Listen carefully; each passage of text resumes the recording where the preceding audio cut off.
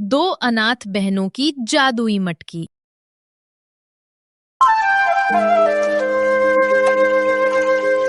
बहुत समय पहले की बात है। एक छोटा सा गांव था जिसका नाम रामपुर। गांव के पास एक सुंदर नदी बहती थी जिसका नाम सतरंगी नदी। उस नदी के किनारे पर एक छोटे से घर में दो बहनें रहती थीं, गौरी और पायल। गौरी बड़ी थी, वो बहुत समझदार और शांत थी, जबकि पायल छोटी थी। पायल बहुत चंचल, हंसमुख और सपनों से भरी। उनका घर छोटा था, लेकिन दिल बहुत बड़ा। हर सुबह सूरज की पहली किरण जब नदी के पानी पर पड़ती, तो दोनों बहनें हंसती और खुश होती।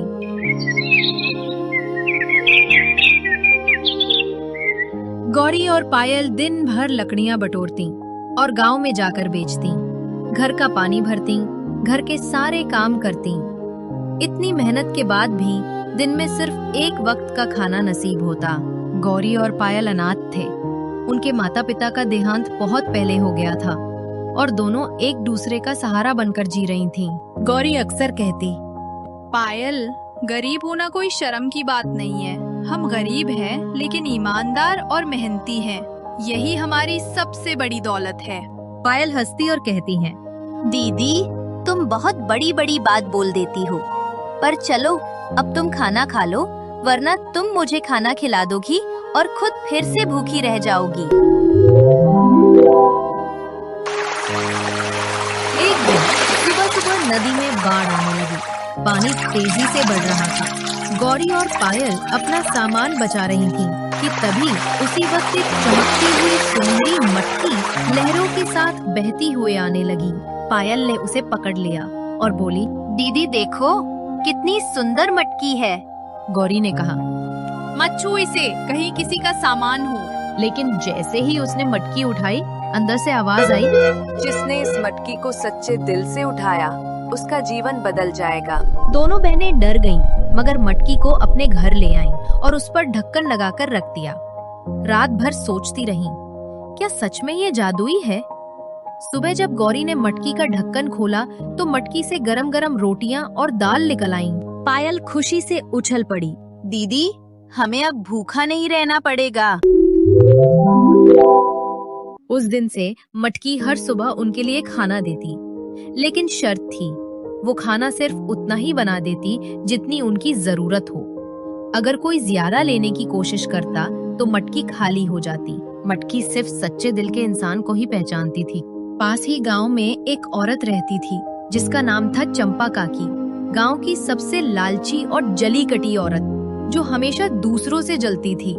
जब उसने देखा कि दोनों बहनें अब भूखी नहीं रहती, तो उसने सोचा, इन दोनों बहनों के हाथ जरूर कोई खजाना लगा है, मुझे पता लगाना होगा।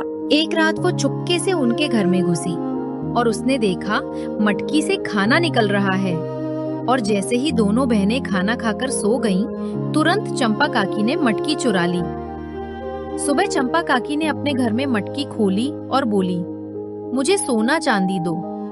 अगले ही पल मटकी से काला धुआं और मेंढक निकलने लगे। तभी चंपा काकी चिल्लाते हुए भागने लगी। हाय रे, माफ कर दो जादुई मटकी, मैंने लालच में आकर मटकी चुराई। उस दिन के बाद चंपा काकी को अच्छा सबक मिला, लालच का अंत बुरा ही होता है। कुछ दिनों बाद गांव में सूखा पड़ गया। नदी सूख गई, खेत बंजर हो गए और लोग प्यासे रहने लगे। गौरी और पायल ये देखकर दुखी होने लगे।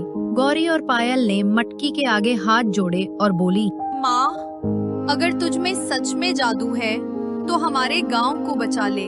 मटकी चमक उठी और बोली, तुम दोनों का दिल सच्चा है, मैं तुम्हें एक वरदान दूंगी, पर सोच कर मांगना, एक ही वरदान मिलेगा। गौरी बोली, हमारे गांव में फिर से पानी आ जाए।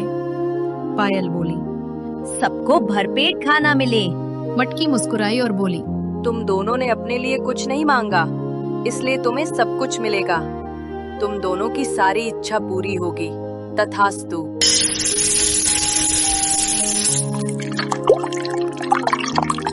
अगली सुबह जब गांव वाले उठे, नदी फिर से बह रही थी। खेतों में हरियाली छा गई आसमान से हल्की हल्की बारिश होने लगी। गांव वाले बोले, ये तो बहनें तो देवी है। इन दोनों ने गांव को संकट से बचा लिया। धन्यवाद। गौरी और पायल ने कहा, नहीं, हम देवी नहीं हैं। हम तो बस सच्चे मन से भगवान को पुकारने वाली दो बहनें हैं। वक्त बीतता गया। गौरी की शादी हो गई और वो पास के गांव चली गई। पायल यहीं रही, लोगों की मदद करती रही। एक दिन गौरी मिलने आई तो देखा मटकी गायब थी। पायल मुस्कुराई और बोली, दीदी, मटकी चली गई। जैसे वो आई थी उसमें सिखाया कि असली जादू चीजों में नहीं, नेकी और सच्चाई में होता है।